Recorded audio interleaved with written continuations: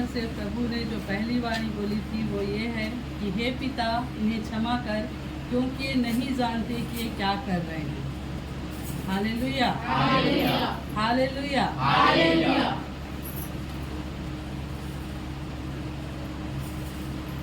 आज हम उस पहली वाणी को देख रहे हैं जिसे यीशु मसीह ने उस क्रूस पर से कहा, और क्या कहा? हे पिता, इन्हें क्षमा कर, ये नहीं जानते कि ये क्या कर रहे हैं। Hallelujah, hallelujah, hallelujah, hallelujah. उसके अपने चेले ने, जिस पर उसे इतना भरोसा था, है ना, उसे अपने चेले पर इतना भरोसा किया कि पैसों के हिसाब किताब को उसे दे दिया गया, और उसने उसे 30 चांदी के सिक्के के कारण धोखा दे दिया।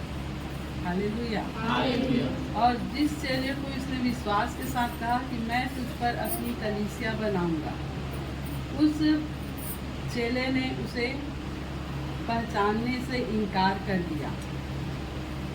यहाँ तक कि उसको पकड़कर पिलातुस के सामने पेश किया गया, हेरोदेश के सामने पेश किया गया। उसके बाद फिर से पिलातुस के सामने लाया गया और उस पर उसके तन मन हर एक चीज़ों में दोष लगाया गया, उसे आरोप लगाया गया कि ये दोषी है।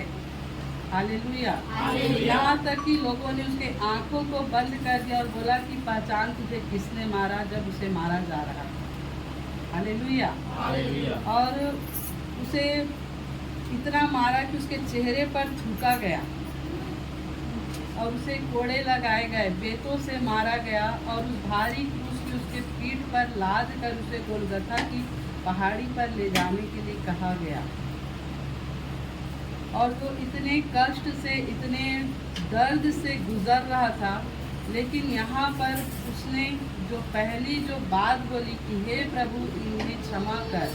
Hallelujah, hallelujah. सोचो अगर उस दर्द, उस तकलीफ में जब हम रहते तो हम क्या बोलते कि हम अपने लिए सबसे पहली हमारी जो प्रार्थना रहती हमारे लिए रहती, लेकिन यीशु मसीह की प्रार्थना दूसरों के लिए निकली। हालेलुया, उसने पहली प्रार्थना दूसरों के लिए की। Hallelujah, hallelujah. हे प्रभु, इन्हें क्षमा कर। हालेलुया। और उसने दूसरों के लिए क्या किया? प्रार्थना किया। वो क्षमा की प्रार्थना, मध्यस्थी की प्रार्थना किया वो। हालेलुया। क्योंकि क्षमा करना कठिन है। क्या है? कठिन है।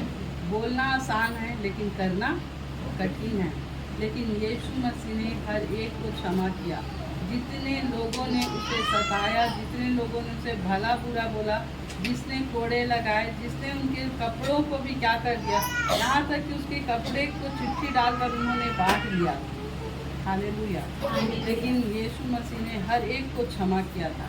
और आज जो परमेश्वर चाहता है कि हम अपने जीवन से हर उन लोगों को क्षमा करें जिन्होंने हमें हमारे जीवन में दुख को, तकलीफ को, कष्ट को दिया है। आज जो परमेश्वर की पहली वाणी पुकार रही है अपने लोगों को कि आप उन्हें क्षमा करें। हालेलुया। बार बार जब आप बाइबल में जाते हो तो क्यों हर एक प्रभु का दास हर एक वचन क्यों कहता है क्षमा करो? क्योंकि यीशु मसीह ने इस धार्मिकता को पूरा किया था।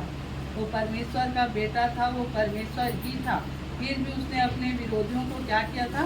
क्षमा किया था। तो आज वो परमेश्वर चाहता है कि मैं और आप भी उस अपने सारे लोगों को क्षमा करें जिसने हमारे जीवन में दुख को, तकलीफ को, कष्ट को दिया है। Hallelujah, hallelujah. और ये एक अद्भुत विश्वास को भी दिखाता है कि मतलब इतनी तकलीफ में रहने के बावजूद कोई व्यक्ति ऐसा बोल सकता है क्या? नहीं बोल सकता। केवल विश्वास के द्वारा बोल सकते हो कि वो परमेश्वर है, कि आपके दर्द को, आपके तकलीफ को, सब कुछ को वो सह सकते हैं। हालेलुया। आप सोचो, जो वो 39 कोड़े थे वो ऐसे एक बीमारियों के लिए उसने खाया जिसका कोई आज तक इलाज नहीं है, जो 39 कोड़े खाया था। हालेलुया। उसका मेडिकल साइंस में कोई इलाज नहीं है, लाइलाज बीमारी बोलते हैं, लेकिन यीशु मसीह ने उस कोड़े के द्वारा उस बीमारियों को भी समाप्त कर दिया। Hallelujah, hallelujah, hallelujah, hallelujah. आप जब पढ़ोगे यशाया, उसमें लिखा है कि जैसे भेड़ वध होने के समय और भेड़ी उन उतरने के समय चुपचाप और शांत रही, वैसे ही उसने भी अपना मुंह न खोला। हालेलुया। हालेलुया। और उस क्रूस पर पहली बात वो कहता है कि हे पिता इन्हें क्षमा कर। क्या बोलता है? हे पिता इन्हें क्षमा कर, क्योंकि ये नहीं जानते कि क्या कर रहे हैं। हालेलुया। हालेलुया। हालेलुया। हालेलुया। और प्रभु यीशु मसीह जो कि निर्दोष था, अपने शब्दों में इतनी सामर्थ्य रखता था कि उसके कहने से एक एक सृष्टि की रचना मतलब हो सकती है। उसके शब्दों में इतना सामर्थ्य है। हालेलुया। हालेलुया। हालेलुया। हालेलुया। उसके कहने मात्र से सूर्य और चंद्रमा बन जाते हैं। वे जो अपने वचन के द्वारा क्या करता है? सृजन करता है। हालेलुया। हालेलुया। जो आदि में था और जिसके द्वारा समस्त सृष्टि की रचना हुई थी, और वो देहधारी होकर हमारे बीच में आया था, ताकि हम उसके द्वारा क्या हो सके? उसके लहू बहाने के द्वारा और उसके उस क्रूस पर चढ़ने के द्वारा अपने पापों से क्या हो जाए?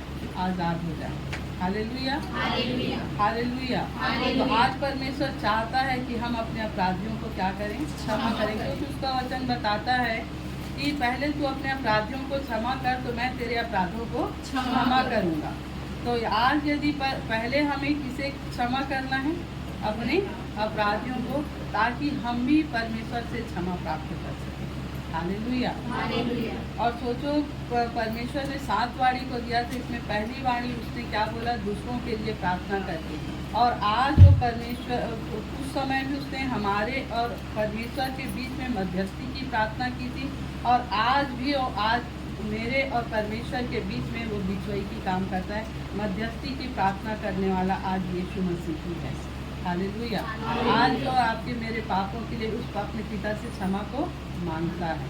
हालेलुया। हालेलुया। प्रभु आपको इस वाणी के द्वारा, इस वचन के द्वारा आशीष दे। ईश्वर का बहुत बहुत धन्यवाद देते हैं कि आज हम परमेश्वर के अनुग्रह से इस जगह में उपस्थित हो पाए हैं और आज गुड फ्राइडे को सेलिब्रेट कर पा रहे हैं। आप सच मानिए, आज ही वह दिन है जब हम कह सकते हैं कि परमेश्वर ने हमारे पापों का बदला चुका दिया है। परमेश्वर ने हमारे पापों का हिसाब चुका दिया है। अब हर एक जन आज जो मौजूद है यहाँ पर, आप सब कह सकते हैं कि जो यीशु मसीह के द्वारा अदन की वाटिका में जो वादा किया गया था वो परमेश्वर के द्वारा पूरा हो चुका है। आप निकालिए लूका रचित सुसमाचार 23 अध्याय का उसका 28 पद, और उसके ऊपर एक दोष पत्र भी लगा था, यह यहूदियों का राजा है। जब यीशु मसीह मरे थे बीच वाली सलीब पर, तो जो वहाँ उपस्थित है लोग, उन्होंने उसके ऊपर एक दोष पत्र लगा रखा था, एक मजाक के रूप में, जो असल में एक भविष्यवाणी हुई थी उसके लगा रखा था। वो दोष पत्र लगाया था, उसमें क्या लिखाया था? यह कौन है? यहूदियों का राजा है। और जो कुकर्मी वहाँ लटकाए गए थे, उनमें से एक ने उसकी निंदा करते हुए कहा, क्या तू मसीह नहीं है? फिर अपने आप को और हमें बचा ले। क्या हमारा परमेश्वर सामर्थी नहीं है? वो अपने आप को बचा सकता था, वो उस क्रूस से उतर कर नीचे आ सकता था, वो जो दोनों उसके दाएं और बाएं लटके हुए थे उस सब को बचा सकता था। लेकिन हमारा परमेश्वर ही आया ही था इस दुनिया में मरने के लिए, ताकि हम अपने पापों से आज़ाद हो पाए, हम अनंत जीवन पा सके। और एक बात जानिए कि जब हम यीशु मसीह को देख रहे हैं कि वो बड़े दर्द में है, बड़े दुख तकलीफ में है, क्या वो दोनों बड़े दुख दर्द में नहीं थे? वो दोनों तकलीफ में नहीं थे? वो दोनों भी क्रूस में थे, और क्रूस की जो सजा है वो दुनिया की सबसे बड़ी दर्दनाक सजाओं में से एक है। तो जो उनके बगल में जो आदमी थे, उनके भी हाथों में उनके भी हाथ में कीले थे, उनके भी पैरों में कीले थे, लेकिन फर्क बस इतना था, इतिहास हमें बताता है कि यीशु मसीह को उनके बजाय ज़्यादा कोड़े पड़े थे। वो लोग भी दुख में थे, वो लोग भी तकलीफ में थे जैसे हमारे प्रभु थे, लेकिन फर्क बस इतना है कि वो कौन थे, उनकी पहचान क्या थी। वो एक डाकू थे, वो एक चोर थे, और उनका सारा जो काम है वो अधर्म की चीज़ों पे वो गुजारे हैं, उनका हर एक काम अधर्म के थे। आप निकाले लूका 23 का 40 पद। इस पर दूसरे ने उसे डांट कर कहा, क्या तू परमेश्वर से भी नहीं डरता? तू भी तो वही दंड पा रहा है, और हम तो न्याय अनुसार दंड पा रहे हैं। पर उसने कोई अनुचित काम नहीं किया। पर उसने कहा, हे यीशु, जब तू अपने राज्य में आए तो मेरी सुधे लेना। यहाँ पर 2 तरीके के लोग हैं और 2 तरीके की बातें हो रही है। पहला जो है उस पर दोष लगा रहा है और दूसरा है जो अपनी पापों को मार। आप इस बात को ध्यान में, कई बार ऐसा होगा कि हम दुख तकलीफ में होंगे, भारी कष्टों में होंगे, हम इतने दुख तकलीफ में होंगे, हम कई जगह ऐसी सिचुएशन में फंसे होंगे जहाँ सिर्फ मुसीबतें होंगी। यहाँ पर कोई भी ऐसा जन नहीं कि वो कह सकता है कि हम उस डाकुओं से बेहतर। आप निकालिए रोमियो 3:10। कोई भी धर्मी नहीं है, कोई भी नहीं, इस पृथ्वी पर कोई भी धर्मी नहीं है। पौलुस ने अपने मन की बात करना ऐसे ही नहीं कर दिया। आप अगर ज़्यादा जानना चाहे तो आप भजन संहिता में जा सकते हैं। दाऊद भी इसी बात की गवाही देता है। कोई भी उन डाकुओं में और हम में कोई अंतर नहीं है। आप निकाले पहला यूहन्ना 1:9। यदि हम अपने पापों को मान लें तो वह हमारे पापों को क्षमा करने और हमें सब अधर्म से शुद्ध करने में विश्वास योग्य धर्मी। हमारा परमेश्वर का कैरेक्टर नहीं बदल रहा है। हमारा परमेश्वर जैसे कल था वैसे आज है।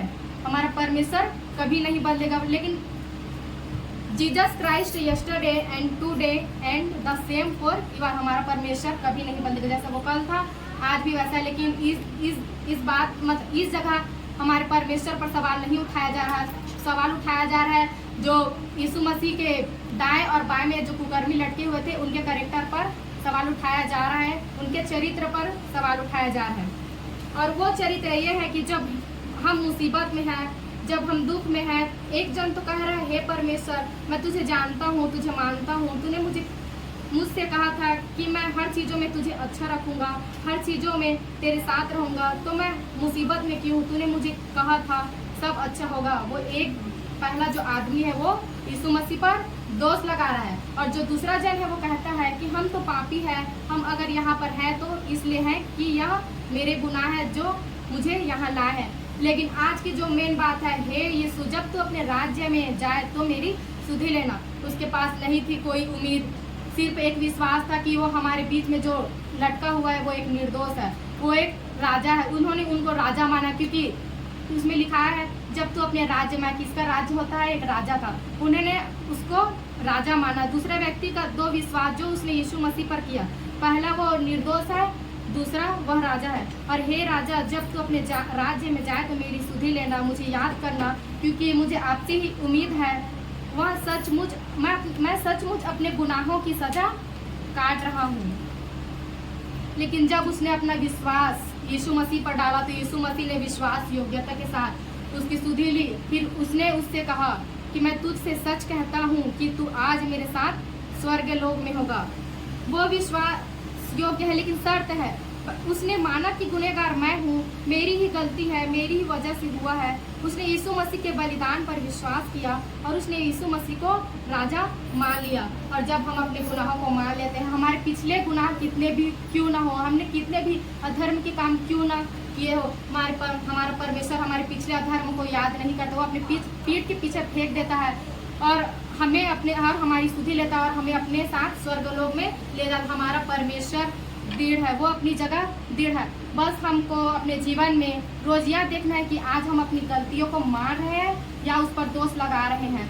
हम परमेश्वर पर, अपनी मुसीबतों पर दोष लगाते हैं कि परमेश्वर तूने ये वादा किया था, लेकिन मैं मुसीबत में क्यों हूँ, मेरे साथ ऐसा क्यों हो रहा है, मैं दुख तकलीफ में क्यों हूँ। लेकिन आज हमें अपने जीवन में देखना है कि हमें अपनी मुसीबतों में परमेश्वर का हाथ थामना है और अपनी गलतियों को स्वीकारना और सच्चा पश्चाताप करके हमें परमेश्वर के पीछे चलना, उसके वचनों को मानना है।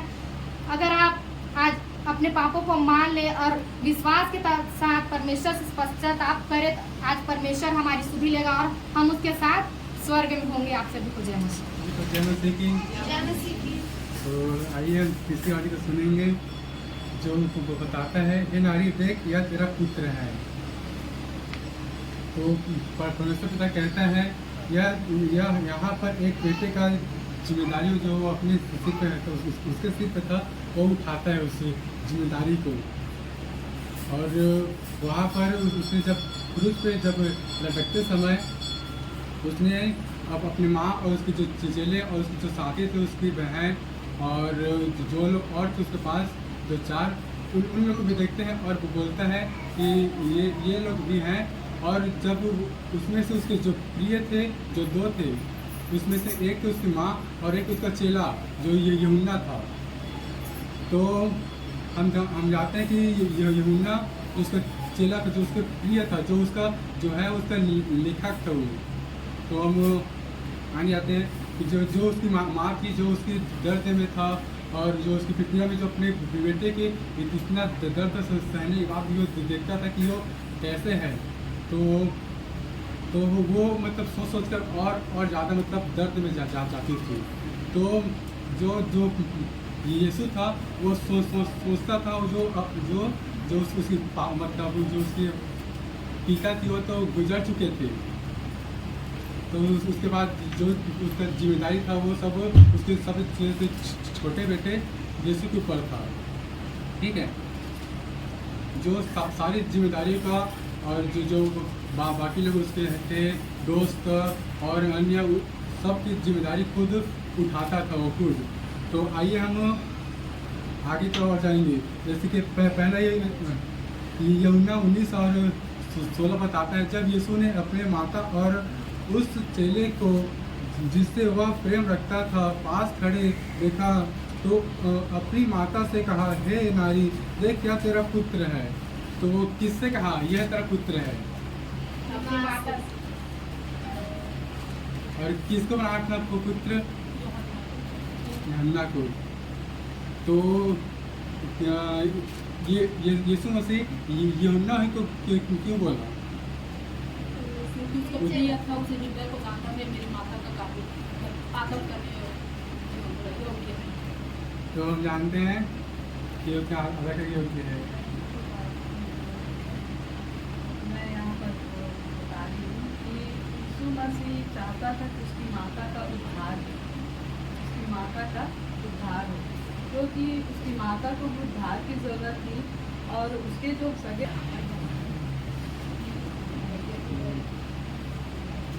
तो दीदी बताते आधा को ये बताने वाला। तो फिर आइए निकालते हैं यूहन्ना 19 और उसका 25। यीशु के क्रूस के पास उसकी माता और उसकी माता की बहन क्लोपास की पत्नी मरियम और मरियम मगदलीनी खड़ी थी, है ना। जब ये सब क्रूस के पास खड़े थे तो यीशु ने देखा और अपनी माँ और उसके चेले को देखा जिससे वह प्रेम रखता था। तो कहा, हे नारी, देख क्या तेरा पुत्र है। तब अपने चेले से कहा, देख क्या तेरी माता है। जब वो क्रूस पर जा रहा था तो देखा कि हम वहाँ पास उसके अम्मा और उसके चेले थे। तो उसने अपने मतलब उस सोचा कि अब मैं चला जाऊँगा तो अब मेरी माँ का क्या होगा, ऐसे करके सोच रहा था। मतलब उस सोच पर पड़ गया था कि मेरी माँ का क्या होगा ऐसे करके। तो उसने सोचा कि ये यूहन्ना मेरा प्रिय है तो मैं उसको दूँगा। तो उसने यूहन्ना को अब वो उसकी मतलब माँ बनने का योग्य ठहराया। और हम निकाले यूहन्ना 19 और उसका 27। उसके चेले से कहा, यह तेरा माता है। और उसी समय से वह चेला उसे अपने घर ले गया। उस पर जब क्रूस मर गया और उसको मतलब जब यीशु मर गया तो क्रूस पर, उसके बाद यूहन्ना अपनी माता मरियम को अपने घर ले गया। और उसकी मतलब जब तक वो थी तब तक उसकी देखभाल अपनी माँ जैसे रखी।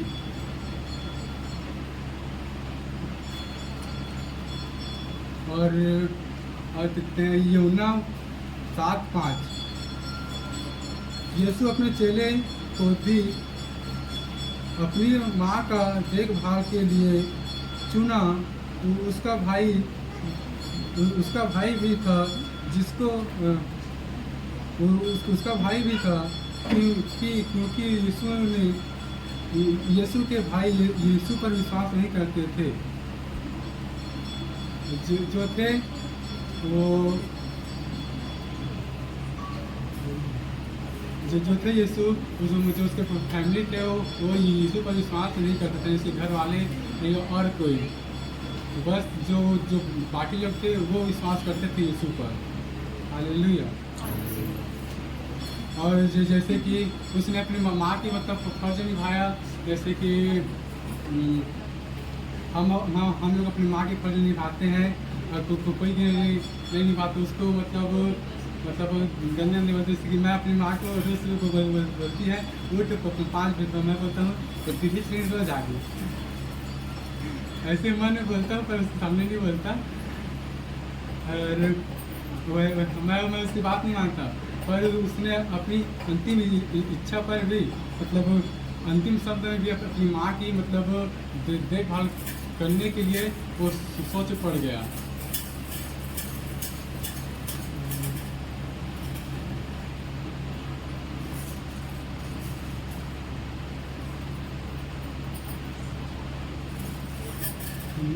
जैसे कि हम मतलब 5 इंग्लिश बताता हूँ, ठीक है।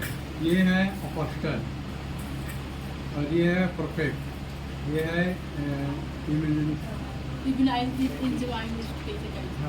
इवेंजलिस्ट, और ये है प्रेरित, और ये है पास्टर मतलब पास्टर और एक टीचर, ठीक है। तो प्रोफेट मतलब अपोस्टल सब जगह हो जाते हैं, है ना, ये ना। और ये मतलब प्रोफेट बस उंगली दिखा पाता है और बाकी जगह नहीं जा पाता, ठीक है।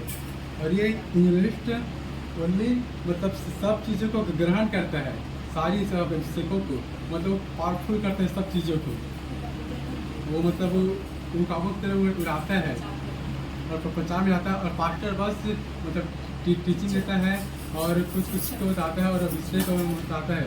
और टीचर जो मतलब शिक्षा देता है, आज्ञा को देता है, वो वैसे ही मतलब ये यीशु था जो अब अपनी आज्ञा को, जैसे कि ये सब 5 अपनी आज्ञा के अनुसार सब चीज़ों को करते हैं, वैसे यीशु ही मतलब आज्ञा अपनी माँ के लिए करता है कि वो मेरे मरने के बाद वो जीवित रहे, मतलब वो जीवित रहे और अच्छे से ज़िंदगी काटे। तो आप सभी को परमेश्वर पिता का धन्यवाद करती हूँ। परमेश्वर पिता अपने अनुग्रह से हमें बचा रखा, इस दिन हमें जीवित चंगा भला रखा, इस जगह में हमें काबिल बनाया ताकि हम परमेश्वर के वचनों को बोल सके और उसकी महिमा कर सके, और हमारे पास अनुग्रह परमेश्वर का, हम उस वचनों को सुन सके। मैं परमेश्वर पिता का धन्यवाद करती हूँ, मुझे अवसर मिला। मैं बचपन से 7 बात वाली नहीं बोली कि जब से मैं विश्वास में थी, 12-13 साल हो गया। मैं आज पहले बार 7 वाली में से 1 वाली को बोलूँगी जो परमेश्वर ने मुझे दिया। मैं प्रभु का धन्यवाद करती हूँ। 7 वाली 4था वाली ये है, तीसरे पहर के निकट यीशु ने बड़े शब्द से पुकार कर कहा, एली एली लमा सबक्तनी, अर्थात हे मेरे परमेश्वर, हे मेरे परमेश्वर, तूने मुझे क्यों छोड़ दिया। मैं परम प्रधान का धन्यवाद करती हूँ कि परमेश्वर यीशु ने ऐसा शब्द क्यों कहा। आप गंभीर से लीजिए इस 7 वारी को। जब मैं कल प्रार्थना कर रही थी तो परमेश्वर के आत्मा ने मुझे बहुत ऐसी चीज़ों में मुझे ले गया। मैं कल डरी हुई थी कि प्रभु मैं पहले बार आपके 7 वारी को बोलूँगी। मुझे कल से बहुत व्याकुल भी लग रहा था कि परमेश्वर मैं कैसे उस पल को मैं सोच के मेरे रोंगटे खड़े हो रहे थे, मेरे धक धक ये वो हो रहा था। जब मैं दर्शन में चली गई तो मुझे डायरेक्ट वो कांटा का वो दिखा, मुझे वो जो कांटा उसमें सीट पे लगा था, यहाँ पे ऐसे गोल, उसमें मैं सोची प्रभु ये क्या कहा है, मतलब क्यों मुझे दिखा रहा करके। पूरा मैं हाथ पर पूरा, उसके बाद आधा घंटा बाद जब आराधना पूरा मैं कल पूरा खो गई थी आराधना में, और मुझे नहीं पता चला कितना समय हुआ। उस बीच परमेश्वर का दर्शन इतना ऐसे मुझे लगा कि यहाँ मैं घुटना टेकूँ, जस्ट बगल में आके मुझे ऐसे गले ऐसे करके मेरा सिर कैसे रखे हैं, और इतना आग जैसा लगा मुझे, एकदम बहुत ही ऐसा लगा हवा में आग आ रहा है, मतलब हवा में ऐसे करके। उस पल परमेश्वर का आवाज़ मेरे कान में आया कि कैसे परमेश्वर ने पुकार के कहा परमेश्वर पिता को कि हे परमेश्वर तूने मुझे क्यों छोड़ दिया। क्यों कहा वो हम मतलब वचन बोलता है कि वो साक्षात परमेश्वर ही था, साक्षात परमेश्वर ही था। और परमेश्वर होके क्यों वो ऐसा बोला, क्यों ऐसा बोला कि परमेश्वर तूने मुझे क्यों छोड़ दिया। वो स्वर्गीय भाषा था, एक भाषा है उसमें लिखा एली एली लमा सबक्तनी, मतलब ये भाषा है स्वर्गीय भाषा, वो नहीं कोई नहीं समझ सकता था। मगर उस डायरेक्ट हिंदी में कहा वो हे परमेश्वर तूने मुझे क्यों छोड़ दिया। आप महसूस करो अंदर से परमेश्वर हो कि कैसे दर्द को फील किया। आप महसूस करो अपने अंग को, एक एक अंग को कैसे उसने हमारे लिए न्यौछावर कर दिया। आप महसूस करो उस कुर्बानी को, कैसे डिप्रेशन, कैसे लोगों को रोगों को, कैसे पापों को कैसे वो क्षमा करता होगा। मैं इस चीज़ में मुझे नहीं पता था मैं क्या बोलूँगी, कैसे मुझे लगा। मैं बोलने से पहले प्रभु मैं मोबाइल देख लेती हूँ, मोबाइल से सीख जाती, लिख लेती हूँ, मुझे अगुवाई नहीं हुआ। प्रभु आपका वचन कहता है नबूवत आप हम में होके करता है, तो प्रभु आज अपने आप को अर्पण करती कि आप मुझ में होके बोलिया करके। तो मैं कल इस चीज़ को मोबाइल से नहीं सीखी, जो भी पवित्र आत्मा मुझे सिखा रही उसको मैं अंदर से आपको गहराई से बता रही हूँ। मैं उस पल को बार बार आंख बंद के सोच रही थी कि परमेश्वर आपने क्यों कहा, ये परमेश्वर क्यों कहा कि परमेश्वर तूने मुझे छोड़। बहुत बड़ी बात आप गहराई में जाओगे तो परमेश्वर तूने मुझे क्यों छोड़ दिया। क्या परमेश्वर छोड़ा होगा यीशु को? छोड़ा होगा, छोड़ा है कि नहीं छोड़ा है परमेश्वर यीशु को? उस समय पल भर के लिए छोड़ा था। उस समय सच में यीशु को परमेश्वर थोड़ा पल भर के लिए छोड़ दिया था, क्योंकि वो मनुष्य जाति के हर पाप को अपने ऊपर ले लिया था। और मनुष्य जाति के हर एक पाप को यीशु अपने ऊपर ले लिया था। और उसी समय परमेश्वर जब बोला, यीशु को कैसे पता चला होगा कि वो परमेश्वर को छोड़ दिया है। एक बेटा को पिता छोड़ा, कैसे पता चला? आप बताओ कैसे महसूस किया? मनुष्य बोलता है, पिता बोलता है गुस्से में तुझे छोड़ दिया, मगर एक पिता को कैसे पता चला, एक बेटा कैसे पता चला कि मेरा पिता मुझे छोड़ दिया भी? क्योंकि अंदर में बहुत ज्यादा वो टूटा हुआ था मानसिक। मैं जब मैं आँख बंद करके मैं आधा घंटा महसूस की उस दर्द को, तो मुझे पता चला ऐसा कोई अंग नहीं रहा होगा जो दर्द नहीं सहा होगा, ऐसे वो कांटा नहीं चुभा होगा उस नस में जो दर्द नहीं सहा होगा। तो परमेश्वर यीशु कहता है तूने मुझे क्यों छोड़ दिया। वो सारे मानव जाति के पाप को अपने पर ले लिया था कुछ क्षण के लिए, कुछ समय। एक होता है पवित्रताई, अपवित्रताई। तो यीशु उस जगह में यही कहा तूने मुझे क्यों छोड़ दिया। परमेश्वर को कुछ पल भर के लिए छोड़ा था परमेश्वर, मगर वो बोला ना, तो उसके सहायता परमेश्वर ने भेजा उसके लिए बड़े शब्द से। उस पीड़ा, उस दुख में कैसे उसका आवाज निकला होगा। आप ध्यान दो, आप दुख में, पीड़ाओं में रहते हैं, आप तनाव तंगाई में रहते हैं, आपको कोई मारा जाता है, काटा जाता है, आपको कोई बंद किया जाता है, हमारा मुंह चुप रहता है, हम बंद हो जाते हैं। मगर इसमें साफ लिखा है तीसरे पहर, शाम का पहर था शायद 3-4 ऐसे कुछ मुझे लगा होगा। तीसरे हम एक पहर बोलते, दूसरा पहर, तीसरा पहर। तो परमेश्वर बोलता निकट यीशु ने बड़े शब्द से, मतलब शायद अपने पूरा चिर दिया होगा अपने हृदय के आवाज को, यीशु को पुकारा। हम बोलते हैं हम दुख में, तकलीफ, हमारा जो मन फट जाते हैं, हम भर जाते हैं, हम कुछ में दबे रहते हैं, कुछ चीजों में हमें कोई दबा देता था, हम पुकार के कहते हैं परमेश्वर तूने मुझे क्यों छोड़ा। ऐसे हम बोलते हैं। मेरे साथ ये चीज होता है, कभी कभी मैं बहुत व्याकुल हो जाती, कभी एकदम मैं ना ऐसे चिल्ला के, ऐसा मुझे कोई पागल बोले, कुछ भी बोले, मैं चिल्ला के बोलती परमेश्वर मेरे साथ ऐसा क्यों हो रहा है। कभी हमारा दर्द इतना ज़्यादा हो जाता है, हम असहनशीलता होता है हमारे जीवन में कि हम उसे समझ नहीं पाते हैं। मगर उसी क्षण परमेश्वर ने, साथ पवित्र आत्मा उसकी सहायता अब भी करता था, आज भी हमारी सहायता करता था। उस समय पवित्र आत्मा सहायता कर, स्वर्गदूत को सेवा उस समय भी करते होंगे। उस समय कान में उसका आवाज़ आया होगा, उस महसूस किया होगा यीशु। फिर उसी समय अपने प्राण को त्यागते हुए बोला, उसी समय वो त्याग भी दिया प्राण को, परमेश्वर तूने मुझे क्यों छोड़ा। उस दर्द को कितना था, उसके में दर्द मानसिक जितना भी ज़्यादा था वो सहता रहा। मगर उसी समय परमेश्वर कहते मुझे बता दे चीज़ को पूछूं, उसी समय वो महान पुरुष में बन गया। वो महान पुरुष उद्धार करता बन गया उसी समय। वो महान बन गया उसी समय, क्योंकि वो दुनिया को नहीं देखा, वो दुनियादारी में नहीं गया, वो बिल्कुल कुछ भी नहीं सोचा। बस परमेश्वर की आवाज़ को सुन के उसने ऐसा चीज कहा, वो महान बन गया। हमारे पापों को ले लिया। शायद कुछ पल के लिए माँ बेटा और पिता में कुछ ऐसा होता है जो हम सोच नहीं पाते। वो मनुष्य था, यीशु सच में मनुष्य था, हमारे जैसा था, मगर वो ऊपर से आया था तो पवित्र था, हमारे जैसा था। वो हम में हो कि वो हमारे जैसा हम सोचते। कोई लोग बोलते कि मैं सुनी हूँ वो तो यीशु था, उसके बाद ना बीबी थे, ना बच्चे थे, ना कोई थे, तो कैसे मैं सुनी कि कैसे वर्ड को कई लोगों को बोलते हुए वो तो यीशु था, इतना सह गया। तो जो वो मानसिक में क्या हंसता होगा, मतलब कैसे उसका माइंड हुआ होगा, उस कोड़े में, उस चीज़ों में वो कैसे सोचता रहा होगा, उस दर्द को कैसे फील किया होगा वो मनुष्य। हमें कोई मारता है एक कोड़ा, हमें कोई कांटा चुभा देता है, हमें दर्द होती है, हमारा फूल जाता है, हम बेड में पड़ जाते हैं। मगर सच में यीशु ऐसा सामर्थी महान पिता था। एक पिता से लड़ा, एक पिता बनने के लिए उस समय, इसीलिए बोला मुझे क्यों छोड़ा।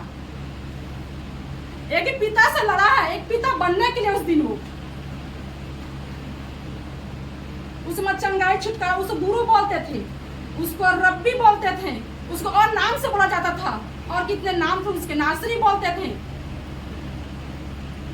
कितने, मगर पिता नहीं बोला गया था। साथ मुझे बाइबल इतना मैं उतना वो नहीं करी हूँ, मगर मेरे अनुसार, मगर उस दिन एक पिता से बोला, एक पिता से बोला कि तूने मुझे क्यों छोड़ा है, पिता बनने के लिए। परमेश्वर का आत्मा हमें यही सिखाता है, उसका कुर्बानी बिल्कुल व्यर्थ नहीं। सच में हम पर अनुग्रह परमेश्वर का। मैं रास्ते में हर समय जाती आती हर एक को चर्च को मैं बंद होते देख रही थी। मैं प्रभु का धन्यवाद की रास्ते में, प्रभु हमारे चर्च को, हमारा नहीं, हम परमेश्वर का कलीसिया, प्रभु आपका अनुग्रह है सच में कि खुला हुआ है। ये वाणी हमें बोलने का मौका मिला। ऐसे कितने शोकित होंगे आज, इस पल को गंवा दिए कितने लोग। इमेजिन करो आज बाइबल छीन लिया जाएगा, क्या करोगे आप लोग।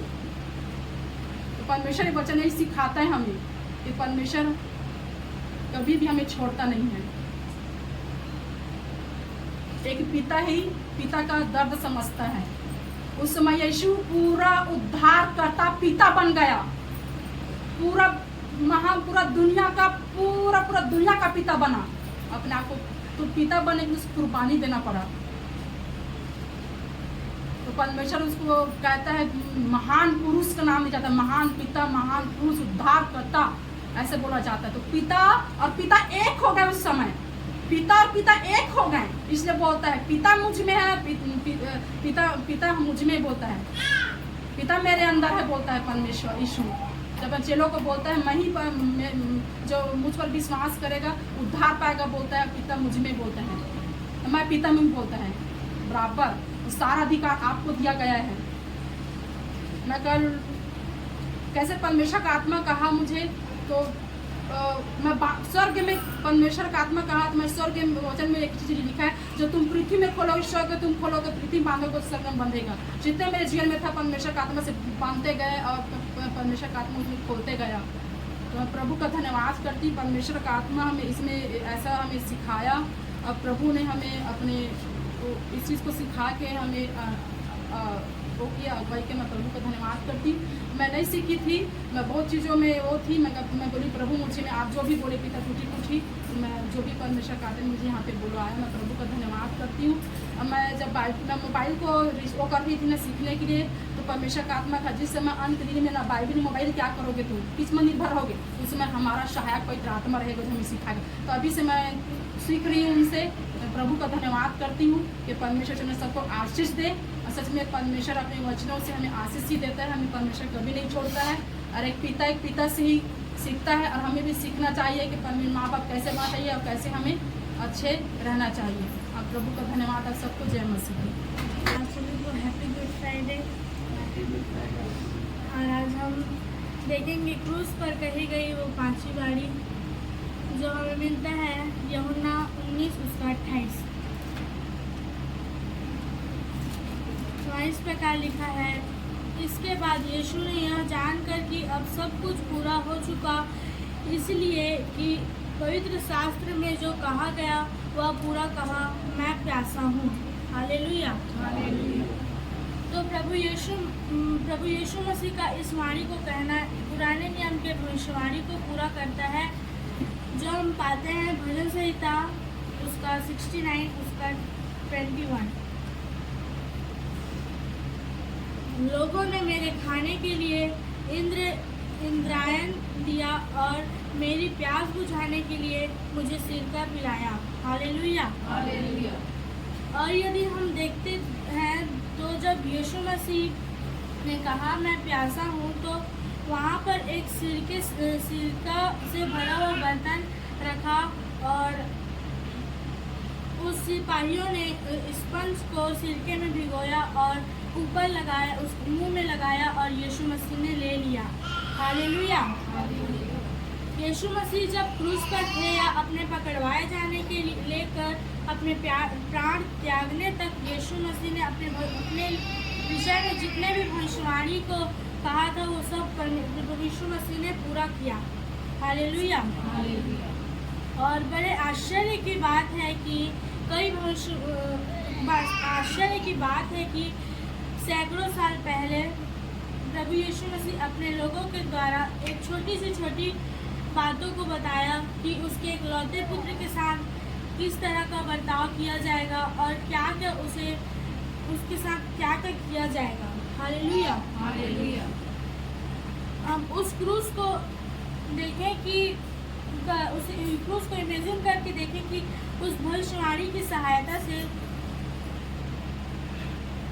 कि भविष्यवाणी हमें क्या बताती है।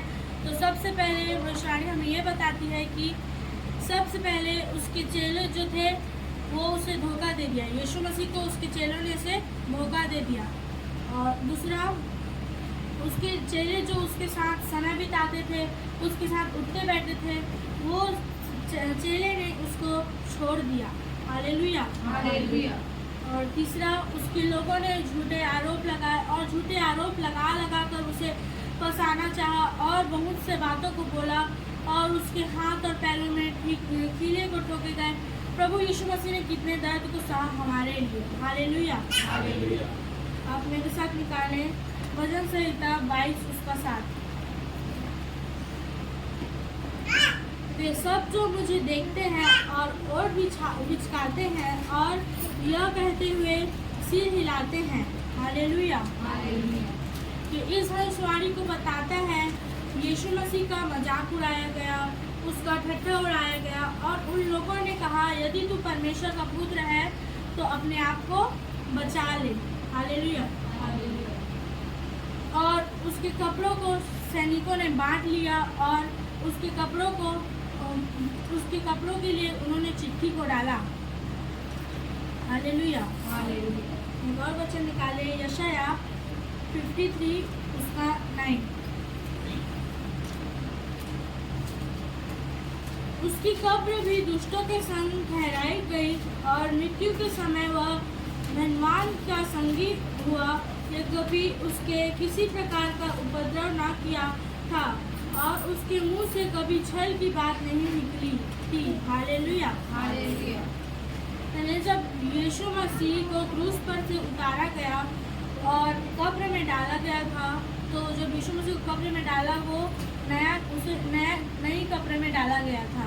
हालेलुया। तो ये सब भविष्यवाणियाँ और भी भविष्यवाणियाँ जो हम बाइबल में प्रभु यीशु मसीह के बारे में बताता है, और भी भविष्यवाणियाँ हम क्रूस पर से देख सकते हैं।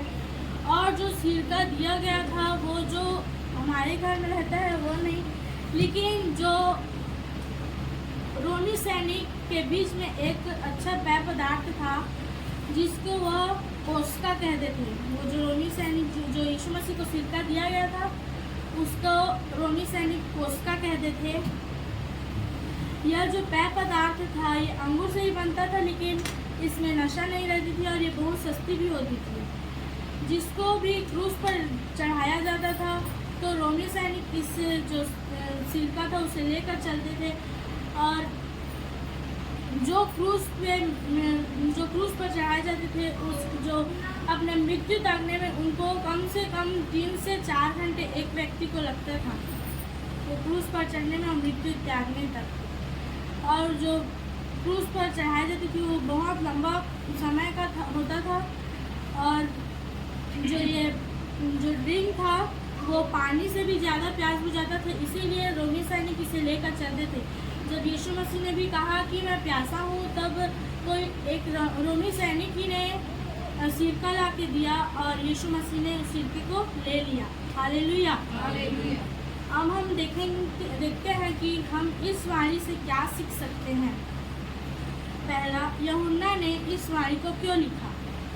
किसी को पता है क्यों लिखा? तो देखते हैं। सभी सुसमाचार में सभी वाणियाँ लिखी गई थी। किसी ने किसी वाणी को लिखा और किसी ने किसी वाणी को लिखा। यूहन्ना ने इस वाणी को क्यों लिखा और क्यों लगा कि मैं इस वाणी को लिखूं? हमें इस बात को समझने के लिए यूहन्ना जब पत्री लिख रहा हो उस समय में जाना होगा। हालेलुया। तो जब यूहन्ना ने इस सबसे आखिरी में इस पत्री को लिखा, इससे पहले मत्ती, मरकुस, लूका ने अपने अपने पत्री को लिख चुका था, लेकिन यूहन्ना ने सबसे आखिरी में अपने इस पत्री को लिखा। यीशु मसीह के क्रूस पर चढ़ाए जाने के 70 साल बाद यूहन्ना ने इस पत्री को लिखा था। हालेलुया। और यीशु मसीह का प्रचार बाकी जगहों में हो चुका था। जब वो पत्री नहीं लिखा था तब भी यीशु मसीह का प्रचार हो चुका था बहुत सी जगहों में, और वो प्रचार जब होता था तो उसमें गलत शिक्षाएं भी आ जाती है। जैसे हम सुनते हैं किसी का गलत शिक्षा आ जाता है, तो गलत शिक्षा आ गई थी जिसका नाम था आस्तिक और एक का नाम नास्तिक। ये गलत शिक्षा का कहना था कि आत्मा तो पवित्र हो सकती है लेकिन शरीर पवित्र नहीं हो सकती। ये मानना है कि यीशु मसीह का शरीर नहीं था, वो एक आत्मा था, उनका मानना था। और पर ऐसा प्रतीत होता था कि उसका शरीर है, मतलब कि जब वह चलता था तो उसके पैरों के निशान जमीन पर नहीं आते थे। हालेलुया। वो केवल आत्मा था कि उसके पास एक शरीर भी है, और शरीर ही नहीं था तो उसे दर्द भी नहीं होता था, ऐसा वो कहते थे। और यही गलत शिक्षा उस समय बहुत फैल गई थी, और इसी गलत शिक्षा को कटने के लिए यूहन्ना ने इस पत्री को लिखा, और यूहन्ना ने उचित समझा इस पत्री को लिखने के लिए। हालेलुया। क्योंकि ये वाणी इसके यीशु मसीह के मानव स्वरूप के बारे में बताती है कि वो वास्तव में मानव था। हालेलुया। और दूसरा है, यीशु मसीह वाकई में प्यासा था। ये वाणी कि मैं प्यासा हूँ इस बात को साबित करती है कि जब यीशु इस संसार में था तब संपूर्ण मानव था, और एक तरफ वो परमेश्वर भी था और एक तरफ वो मनुष्य भी था। हालेलुया। उसे दर्द भी होती थी, उसे प्यास भी लगती थी, और जैसे हमें भी छोटे से चोट लग जाती तो हमें कितना दर्द होता है, उस परमेश्वर को भी दर्द होता था, प्यास लगती थी। और यीशु मसीह को पकड़वाए जाने, पेश करना और कोड़े मारना, और जो गोलगोथा की जो पहाड़ी थी वह लगभग 3 घंटे की चढ़ाई पर थी, और लगभग 6 घंटे तक यीशु में 6 घंटे से क्रूस पर लटके हुए रहना, और लगातार खून बह रहा था, वो खून रुक ही नहीं रहा था। और परमेश्वर ने उस पहाड़ पर चढ़ा, 3 घंटे उसने क्रूस को लेकर उस पहाड़ पर चढ़ा। हालेलुया। और उसे प्यास लगी थी, और सैनिकों ने जब सिरका दिया तब उसने ले लिया, अगर उसे प्यास नहीं लगती तो वो बोल देता कि मुझे नहीं चाहिए सिक्का, मेरे को प्यास नहीं लगी। लेकिन यीशु मसीह को प्यास लगी थी। उस भविष्यवाणी को पूरा करते करते वो थक चुके थे और वो बहुत ज़्यादा प्यासे थे। हालेलुया। और उन्होंने और ये साबित करता है कि वह शारीरिक रूप से प्यासा था। उसको प्यास लगना यह बताता है कि वह संपूर्ण मनुष्य है। हालेलुया। और वह गलत शिक्षा खत्म हो गया और यीशु मसीह को कितना दर्द सहा यीशु मसीह ने हमारे लिए कि हम अनंत जीवन को पाएं। हालेलुया। और परमेश्वर ने हमारे लिए उस एकलौते पुत्र को भी कुर्बान कर दिया और उसके सिर में कांटों का ताज पहनाया गया, उसे कोड़े मारे गए और कितना दर्द को परमेश्वर ने हमारे लिए सहा। और परमेश्वर का धन्यवाद हो कि परमेश्वर ने अपने सब कुछ को दे दिया हमारे लिए। हालेलुया। ताकि हम आनंद जीवन को पा सकें। हालेलुया। तो इस वाणी के द्वारा परमेश्वर आप सभी को आशीष कि परमेश्वर यीशु ने ये बोला। तो जो पहली 3 वाणी थी वो जो थी वो विशेष व्यक्तियों के लिए थी, मतलब किसी के लिए था। और जो बाकी 4 वाणी है वो हम सभी के लिए। हालेलुया। हालेलुया। अभी हम कौन से वाणी में? 6वीं वाणी। अब ये 6वीं वाणी जो है उसका मतलब क्या? पूरा हुआ। अब पूरा हुआ का मतलब जब आप देखोगे, पूरा हुआ का जब आप मतलब देखोगे तो सबसे पहली बात तो परमेश्वर की जो योजना यीशु मसीह के द्वारा थी उसे परमेश्वर ने क्या किया? पूरा किया। हालेलुया। हालेलुया। हालेलुया। पहली बात जो परमेश्वर की योजना थी उसको यीशु मसीह के द्वारा पूरा हुआ। हालेलुया। जो मॉर्निंग प्रेयर में जुड़ रहे उन लोगों को पता है कि कैसे यीशु मसीह के जन्म हुआ, कैसे मैंने उसको बारे में आपको बताया। हालेलुया। तो उस वाणी को यीशु मसीह के ये मतलब यीशु मसीह ने इसलिए कहा क्योंकि परमेश्वर की जो योजना थी, पहले हमने क्या देखा कि प्यासा था। वो पहले क्या था? प्यासा था। उससे पहले वो परमेश्वर ने उसको क्या कर दिया? छोड़ दिया। लेकिन तो भी वो क्या बोल रहे हैं? पूरा हुआ। हालेलुया। हालेलुया।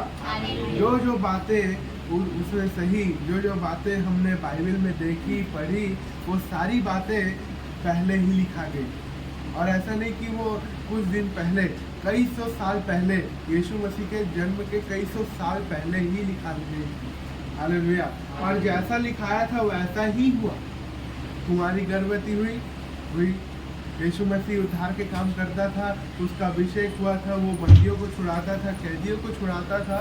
और जैसा परमेश्वर ने भविष्य वक्ताओं के द्वारा जो भविष्यवाणी की थी वो यीशु के द्वारा पूरा किया।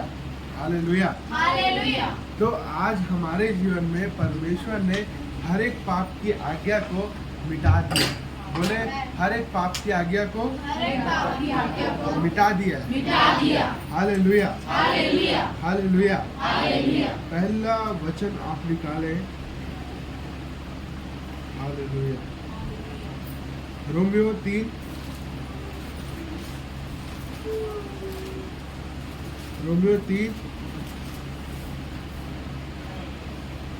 उसका 23 कहाँ लिखा है? इसलिए कि सब ने पाप किया और परमेश्वर की महिमा से रहित है। मतलब जब हमने पाप किया था उस समय हम परमेश्वर के बारे में नहीं जानते थे। हम किस में चलते थे? व्यवस्था में, विधि में, जो पुराने नियम में परमेश्वर ने दिया था। लेकिन यीशु मसीह के द्वारा क्या आया था? अनुग्रह आया था। और वो अनुग्रह हमें बताना चाहता था कि अब हम परमेश्वर की महिमा से रहित नहीं हैं। अब हम परमेश्वर की महिमा को देख सकते हैं, हम परमेश्वर की महिमा कर सकते हैं। हालेलुया। तो इस बातों को सबसे पहला रोमियो 3 उसका 23 को जो हमने पढ़ा उसको यीशु ने क्या किया? पूरा किया। कि अब हम महिमा को देख सकते हैं। अब हम परमेश्वर की महिमा से रहित नहीं हैं। अब परमेश्वर की महिमा को अब हम देख सकते हैं। हालेलुया। हालेलुया। हालेलुया। हालेलुया। अब इफिसियो निकालें। हालेलुया। इफिसियो 2 अध्याय 2 अध्याय के पहले वचन में लिखा है, उसने तुम्हें भी जिलाया। जैसे यीशु मसीह जिलाया गया, मुर्दों में से जी उठा, वैसे ही आज हमें भी उठाया है परमेश्वर ने। क्या लिखा है? जो अपने अपराधों और पापों के कारण मरे हुए हैं। हालेलुया। पहले हम क्या थे? मरे हुए थे, लेकिन यीशु मसीह के द्वारा हमें क्या मिला? जीवन मिला। और ऐसा ही जीवन नहीं मिला, अनंत जीवन मिला। अब हम मरने के बाद भी क्या रहेंगे? जीवित रहेंगे। Hallelujah, hallelujah. दूसरी बात, उसने हमें जीवित किया। हालेलुया। हमें पाप की मृत्यु से हमें उसने जीवन को लेकर आया, और वो जीवन नहीं, अनंत जीवन को लेकर आया, जिसमें हम मर भी जाए तो हम जीवित रहेंगे। Hallelujah, hallelujah. और इफिसियों का 2 का 3 ही क्या लिखा है? इनमें हम भी सब के सब पहले अपने शरीर की अभिलाषाओं के दिन बिताए थे, और शरीर और मन की इच्छाओं को पूरा करते थे, और अन्य लोगों के समान स्वभाव में क्रोधी के संतान थे। हालेलुया। पहले मतलब हम किसके संतान थे? अंधकार के, जब हम परमेश्वर को नहीं जानते थे। उस समय भी पर हम क्या थे? ज्योति की संतान थे, लेकिन हम उस समय परमेश्वर को नहीं जानते थे। तो जो शैतान था वो हमारे ऊपर अधिकार जमाया हुआ था। वो अपनी वाणी को हमारे जीवन में क्या करता था? पूरा करता था। ये बाइबिल है, बाइबिल का एक उल्टा वर्जन भी है, जो शैतान के लिए, मतलब जो एंटी क्राइस्ट को मानते हैं उनके लिए। हालेलुया। जिसमें यहाँ आशीष लिखा है ना, उस पुस्तक में क्या लिखा है? श्राप लिखा है। हालेलुया। और ये है उसका पुस्तक ऐसे ऑनलाइन आपको नहीं मिलेगा। जब आप किसी एंटी क्राइस्ट वाले व्यक्ति के पास जाओगे तो वो पुस्तक आपको मिलेगी। हालेलुया। यहाँ आपको आशीष मिलता है, लेकिन वहाँ आपको क्या मिलेगा? श्राप मिलेगा। Hallelujah, hallelujah. तो सबसे पहली बात तो उसने हमें क्या, हर एक पाप से हमें, जो परमेश्वर के रहित थे, हम परमेश्वर की महिमा से रहित थे, उससे हमें क्या किया? हम अब आज़ाद हो गए, उस परमेश्वर की अब महिमा को हम देख सकते हैं। दूसरी बात, उसने हमको क्या दिया? जीवन दिया, और बहुतायत का जीवन दिया। तीसरी बात, उसने हमें हर एक ऐसे बंधनों से जो हमारे लिए नहीं था, उससे हमें आज़ाद किया। हालेलुया। ये 3 चीज़ों को यीशु ने खास कर पूरा किया। हालेलुया। और अब वो कहता है, अब तुम जो बीमारी का समय था वो पूरा हो गया, दुखों का समय अब पूरा हो गया, अब रोने का समय भी पूरा हो गया, अब है आशीष का समय, आनंद का समय और हंसने का समय। हालेलुया। बोले पूरा हुआ। परमेश्वर का वचन मेरे जीवन में पूरा हुआ। हालेलुया। वचन ये भी कहता है कि उसका वचन बिना पूरा हुए नहीं चलेगा। वो एक डॉट जो है ना, वो भी होगा, एक कॉमा जो है वो भी पूरा होगा। हालेलुया। ये फुल स्टॉप और ये जो कॉमा रहता है, उससे पूरा जो शब्द का है मीनिंग ही बदल जाता है। Hallelujah, hallelujah, hallelujah. तो परमेश्वर का वचन, एक एक वचन, एक एक बिंदु पूरा होगा। हालेलुया। जैसे यीशु के जीवन में हुआ, आज हमारे जीवन में भी होगा, क्योंकि हम एक दौड़ में है, वो मसीह की दौड़ है। Hallelujah, hallelujah. परमेश्वर इन वचनों के द्वारा आपको आशीष दे और आपके हर एक कामों को पूरा करे। हमारा जो परमेश्वर की योजना है आपके जीवन में, जो जिससे आप रहित हैं, परमेश्वर उसे आपको सिखाए और उसे भी आपके जीवन में पूरा करे। हालेलुया। परमेश्वर का धन्यवाद देते हैं कि हम सभी इस जगह में इकट्ठे हो पाए, इस जीवित परमेश्वर की उपस्थिति में, इसलिए हम इस परमेश्वर का धन्यवाद। अभी हम 7वीं वारी को देखेंगे। लूका रचित सुसमाचार उसका 23 उसके 46 पद में लिखा है, हे पिता, मैं अपनी आत्मा तेरे हाथों में सौंपता हूँ। हालेलुया। यीशु मसीह जैसे कि चौथी वारी में, तीसरी या चौथी वारी में बोला, हे पिता तूने मुझे क्यों चुन लिया। यीशु मसीह, हम सभी पापी थे। उस समय पर यीशु मसीह ने हम सभी के पाप को उठा लिया था। और जब यीशु मसीह ने हम सभी के पाप को उठा लिया था तो वह स्वयं पापी हो गया था। और यीशु मसीह पापी हो गया था तो परमेश्वर ने उसे कुछ समय के लिए छोड़ दिया था। और यीशु मसीह कुछ समय के लिए परमेश्वर से अलग हो गया था। और यीशु मसीह का संबंध परमेश्वर के साथ अलग हो गया था, क्योंकि यीशु मसीह परमेश्वर से अलग हो गया था, परमेश्वर ने उसे छोड़ दिया था उस समय। हालेलुया। तो यीशु मसीह ने अपना आत्मा परमेश्वर को इसलिए सौंपा ताकि जो यीशु मसीह का संबंध परमेश्वर के साथ परमेश्वर से अलग हो गया था वह संबंध फिर से जुड़ जाए। हालेलुया। वो संबंध मतलब परमेश्वर उसे छोड़ दिया था, वो संबंध परमेश्वर के साथ फिर से जुड़ जाए। हालेलुया। आप भी यदि आपका आत्मा आपके साथ है तो आप कभी भी असुरक्षा में जा सकते हैं। और यदि आपका आत्मा उस परमेश्वर के साथ है, यदि आप अपने आप को उस परमेश्वर को सौंप देंगे जैसे यीशु मसीह ने अपने आत्मा को सौंप दिया, तो आप कभी भी असुरक्षा में नहीं जाएंगे। आप अपने आप को उस परमेश्वर के हाथों में सौंपें, जैसे यीशु मसीह ने अपनी आत्मा को परमेश्वर के हाथों में सौंपा, उसी प्रकार आप भी अपने आप को उस परमेश्वर के हाथों में सौंपें। परमेश्वर का धन्यवाद।